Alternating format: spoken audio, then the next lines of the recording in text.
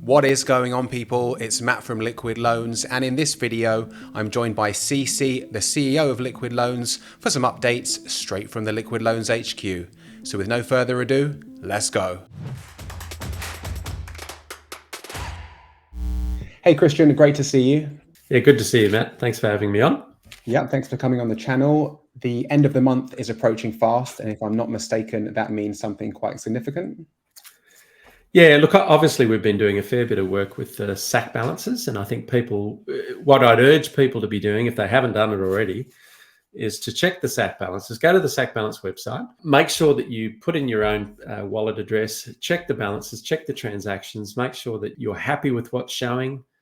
If you've got any questions around the specific transactions, or potentially you might feel that there's some transactions missing, we do have the ticketing system. So you can use the ticketing system on the website just to go in and make sure that, hey, everything's as I expected, and then we can sign this off. Now, the reason we've been deliberate about making sure that this is all done by the end of the month is, and people would have experienced this with Pulse and PulseX, is that every time that there's a change to one person's balance, just by default, it impacts everyone else, right? So the last thing we wanted to do was to have all these constant changes and people not being sure what their balances were.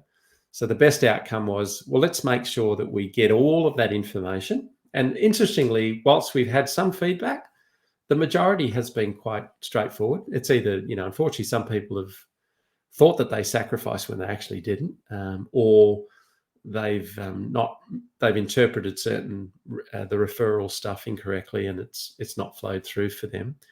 But by and large, most people have done the right thing, and it hasn't been that many. So we haven't had as many. We were really worried that we were going to have this huge number of queries. It hasn't turned out that way, which is we're really happy about.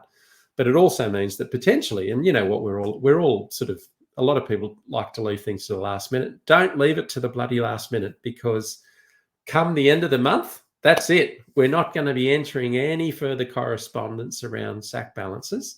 And the reason for that is it's unfair on everyone else. And what I mean by that is, in the event that you've missed a transaction or something's happened, any changes that we make after the end of the month will have an impact on everyone else. And that's unfair. So we want to make sure that you've got everything right. You've got an opportunity. What have we got? We've still got roughly about a week to go.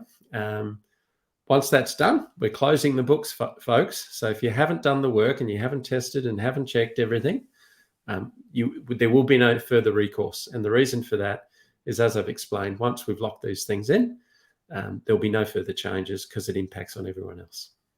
Fantastic. Well, straight from the horse's mouth there, guys. Yeah. Don't forget to check your balances. And if you have to raise a query, do that by the end of the month. Last time you were on CC, we talked about the collaboration with Tellor as a decentralized oracle. Yeah. How's things going with that? Yeah, fantastic. So one of the things that it's such a pleasure to work with this team. They're such a professional team. And, we've had interactions with other teams, but they are outstanding, right? So Brenda, the CEO, Nick, the CTO, the remainder of the team have been very helpful for us. So we've been working very closely with them, particularly around, one, getting the Oracle up and running. And also we're spinning up nodes, or going through the process of spinning up nodes. And the guys over there have been fantastic. So they've been really helpful, really supportive. And the plan is that once we get through that, and I think there's probably a few little tweaks that we need to go through. The idea being is that we do know that there's a hell of a lot of people that have created nodes for PulseChain. We're really hopeful that we'll go through an education process. So if anyone wants to do the same for Tellor, we'll be able to help facilitate that. So we'll have some tools available for people, one, so that they understand what the hell a node is and the value that it provides. But also, by doing that and by helping people set up their own nodes, there is a potential fee earn that can be generated by just providing price feeds to the Tellor Oracle. And people will be able to generate some fees from that. So it's worthwhile. And I think we'll do everything we can to make sure that there's a strong education piece there. And Matt, you're going to be delivering a lot of that, although I think more than likely we'll also have Brenda and Nick on channel at some point, just to discuss Tellor and how they work. And and so that the community gets to know them a little bit more as well. Great, looking forward to that. Yeah. Staying on the topic of obviously Tellor being a decentralized oracle and obviously very much in the DeFi space, another thing that's popped up, and I'd like to get your actual take on this, is the Tornado Cash situation that is kind of obviously where centralized government are encroaching on DeFi. Can I get your opinion on that? Yeah, look, I have a pretty strong opinion on this one. It's kind of frustrating for me. There's a couple of things that come out of this. One is I call it collective apathy. So people will only do to you what you allow them to do to you, right? So if you actually push back on certain things, then you're showing some resistance to some of these changes. But what tends to happen is we get this news, and there's this collective apathy, like, oh yeah, well, we kind of expected that, so we just accept it. Now I know that doesn't represent everyone in the community, and I know that there's a lot of people appalled by this. But I kind of feel like, gee, like we should be doing a hell of a lot more to push back on some of this stuff. And unfortunately, and this is just prevalent within this community, not this community, but just more broadly in crypto. And that is we're so divided amongst ourselves. Whereas all of a sudden we've actually got a situation. For me, Tornado Cash represents privacy, and everyone should have access to privacy. That shouldn't be something that's taken away the way it has been. For a multiple number of reasons. But to me, the biggest issue is we can't allow these things to continue. And before we know it, if we don't actually take a stand, other things will start to fall away.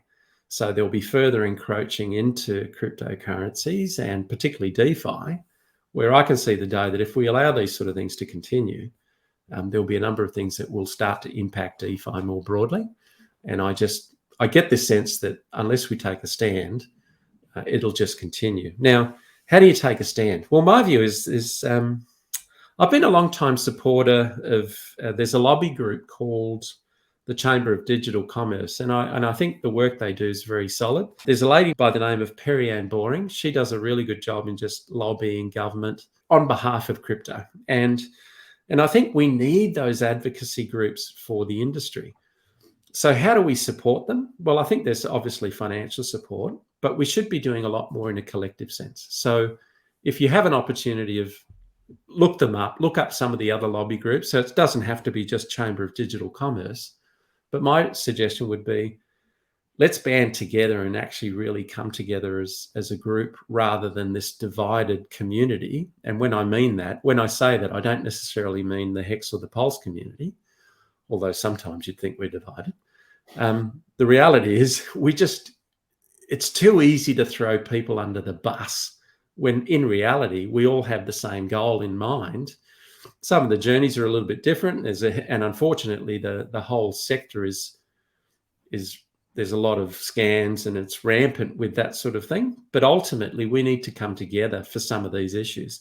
And for me, Tornado Cash is one classic example where if we have collective apathy on this one, it's going to encroach on other areas. And before we know it, crypto is going to be impacted in a really negative way. So I feel like I'm on my soapbox a little bit, but I do believe that we need to do something in a collective sense. And I think lobby groups is a good way of actually doing that.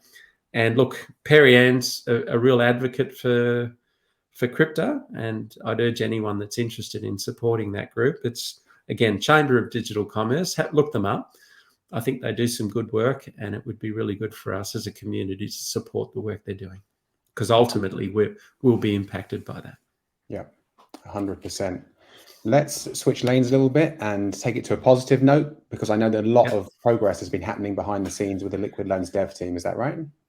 Yeah, look, we're really, really pleased. We had a discussion today with the team. It was a really solid discussion where we're just narrowing down. So one of the things people need to understand is, and I think I might have used this phrasing in the past, you need to go slow to go fast. So what does that mean? You can't rush things out the door because you need to do the appropriate level of testing. And so we've got a really robust QA process. And ultimately, there's a lot of issues that come up. The developers find issues. It then goes through a testing phase and then ultimately gets signed off by our QA team. Because sometimes, it might take you an extra day or two to get through that process, but it saves you 10 of pain and suffering because you haven't done the level of QA required. Really happy with the way the team's going. We've probably got, I think there's about 5 outstanding issues that we need to resolve. They're not major issues. They're fairly cosmetic, but we still need to go through that process. So the aim is that, my expectation is by the end of next week, we'll have the DAPP available to the community. One of the things that we will do, though, is because we're still waiting for all the SAC balances to be resolved, and the reality is even though we're closing the books at the end of the month, it'll still take us a week or so just to get all the balances updated. So we won't be actually providing people with their SAC balance in terms of we won't be airdropping any test tokens to anyone, right? Not at this point in time. What we will have, however, is a faucet. So we'll have a faucet available. And realistically, what people will find with the DAPP is you'll be able to go into the DAPP. I would hope that most of the community has some test pulse available. So if you don't have test pulse, a good idea to get a hold of some, because you'll be able to use that test pulse to actually then mint your USDL and use the mechanics of the system. The only thing you won't have is the loan token. So using the faucet, you'll be able to mint or obtain a loan token to use in the system. And we'll go through and Matt, that we've got a fairly detailed schedule of how we're going to educate the community. And part of that is to do a high-level walkthrough.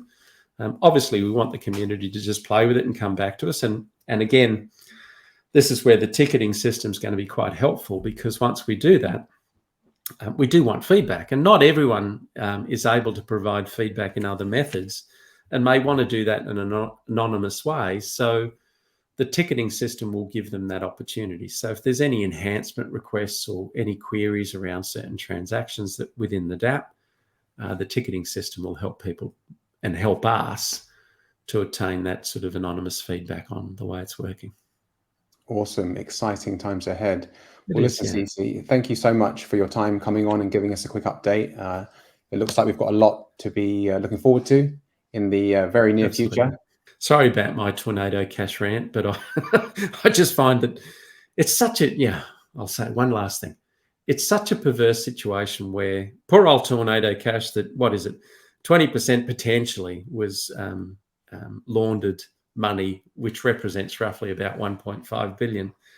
Yet the biggest laundering of money has happened in the traditional finance sector, where we're talking about hundreds of billions of dollars, yet you don't see any of those banks shut down.